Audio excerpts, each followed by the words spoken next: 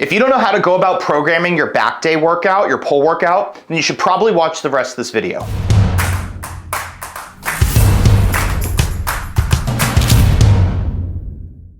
So when we're looking at programming a back day or a pull day workout, we have four main types of exercises that we need to include to cover all of our bases. And that would include rowing, pull downs or pull ups, pull overs, and rear delt flies. Rowing would be pulling from a horizontal plane of motion, and then pull downs and pull ups are pulling from a vertical plane of motion. So when we're looking at programming for a pull day workout, we have four main types of exercises that we can pull from to cover all of our bases. And that would be rowing, pull downs and pull ups, pull overs, and rear delts. So rowing is any type of pulling motion when it's done in a horizontal plane. Pull downs and pull ups are pulling from a vertical plane. Pull overs are an isolation exercise where the elbow does not move and you're pulling from this position to this position. So think a dumbbell pullover or a cable pullover or pull through. And then rear delts would be like a rear delt fly, whether it's on a cable or with a dumbbell. When we're looking at the bread and butter of most back workouts, that tends to be rows and pull downs or pull ups. So when we're looking at rows and pull ups and pull downs, the elbow path is everything. And what do I mean by that? So when we have a narrow handle or a tucked elbow, that generally leads to more lats. It biases the lat, generally speaking. And then when we have a wide handle or a flared elbow, we tend to get more traps as well as rear delts. And so why is that? So when we're doing a narrow handle with a tucked elbow, when the elbow is tucked, you're gonna get more lat, as opposed to if the elbow is wide and flared, you're gonna get more traps because the scapula can fully retract. And so I make that point down here as your options, is that more scapula versus less scapula. In order to cover all of our bases for rows and pull downs, we need to ensure that we're using both narrow and wide handles. And now it doesn't matter to me whether you use a machine, a free weight, a barbell, a dumbbell, but ultimately that elbow path, when it's wide, is gonna be more traps because the scapula can fully pull back. When the elbow is tucked, it's generally gonna be more lats because the scapula can't fully retract. And now there's gonna be some overlap on wide handle flared elbow movements. Although it's trap bias, you're gonna get some lat engagement. And then when the narrow handle with a tucked elbow, although it's lat bias, you're gonna get some trap engagement. So there's some overlap with this for sure, but these are general rules of thumb so that you can have some kind of guidelines as to how to best go about your pull day workout, your back day workout.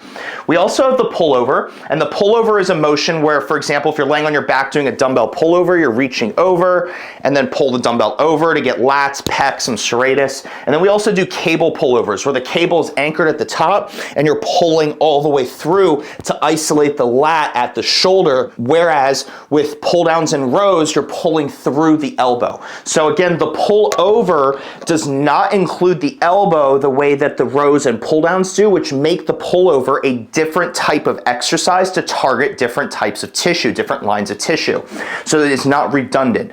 So again, if we're looking to cover all of our bases between these three primary exercises, the rows have both narrow and wide handles. The pull downs or pull ups also have narrow and wide handles. This way, you are getting both lat and trap development from horizontal planes of motion, horizontal pulling, as well as vertical pulling in the vertical plane of motion. And then when we're going to the rear delts, you have the option to do rowing where you're using your rear delts with a flared elbow. But if we want to do isolated movement at the rear delt, you would do like a cable crossover where you have the cable stack up high and you're pulling from this motion, or you can do it bent over with your arms flared and isolating the rear delt that way. So your back day workout should encompass all four of these types of exercises: rows, pull downs, pull ups, pullovers, and then rear delts. And then some other considerations for other options are you gonna be using a machine versus a free weight? Are you using a cable versus a dumbbell, a cable versus a barbell, a pin-loaded machine versus a cable? You have variations with that, but ultimately none of that actually matters besides it being your preference and then what you have access to in your gym. What does matter is the planes of motion and the elbow path in which you're using so that we know what tissue we're targeting. So again, you have options between machine and free weight for all of these exercises, but between the rows and the pull downs, you have the narrow handle with the tucked elbows for lats, and you have the wide handle with the flared elbows for traps. In addition to having machine and free weight considerations for when you're picking your exercises, you also have supported versus unsupported rows. So when we're doing row variations, let's say you're doing a bent over row. I have a barbell or dumbbells in my hand and I lean over and I begin pulling. When I'm in this position without my chest leaning on anything, my lower back has to support myself so I don't go into flexion. So you have to isometrically maintain this neutral spine so that the scapula can open and close. So when we're doing a supported row where your chest is leaned over on a bench, or say you're on a machine where your chest is on a pad and you have to pull, when you're doing a supported row, you're using your lower back less. You're able to more effectively target the lats and the traps because you don't have to worry about spine stability. If you're doing a supported row, you have the ability to keep your chest supported so that you don't have to worry about spine stability. But when you're doing it unsupported, you are challenging the erectors and the spine musculature to maintain that stability. It's more demanding. And so again, these aren't like better or worse, they're generally just different. Let's say you're doing deadlifts on a leg day previous in the week and your lower back is sore. Then it probably makes sense for you to do a supported row so that your lower back doesn't limit your ability to train your traps or your lats.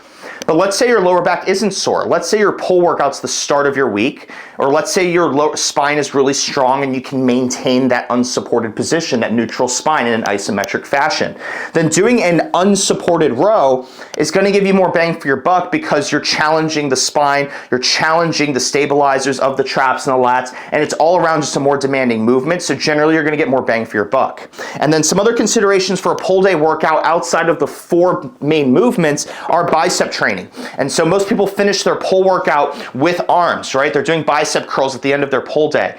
When we're doing bicep training, we have 3 main things to look for so we cover all of our bases. Supinated curls with your palm facing up. Pronated curls, and then you have a neutral handle where it's more like a hammer curl. So 3 main options, the supinated, the pronated, and the neutral. And again, you have the machine and free weight considerations for that too. And so again, all in all, a pull day workout for the bulk of it has 4 main exercises: rows, pull downs, pullovers, rear delts, horizontal pulling, vertical pulling, isolated at the shoulder with no elbow movement, and then rear delts isolated. You have narrow handles for lats, wide handles for traps. You have the options of machine versus free weight. You have the options for rowing, supported or unsupported. Then you have biceps with the supinated, neutral, and pronated positions so that you're training the bicep and the forearm at all degrees of range of motion and all the positions that are possible. That is ultimately what should be considered for a pull and back day workout. Now, whether you have preferences for certain machines, whether you have preferences for certain movement variations, that's kind of on you. It's important just to understand what your options are so that you can fully exhaust your arsenal of exercises so that you can ensure that there's no stone that's unturned, you have no blind spots, and all of your bases are covered so that not only are you able to continue producing results, but you can have some novelty in the gym and switch things up to keep things interesting so that you can stay motivated.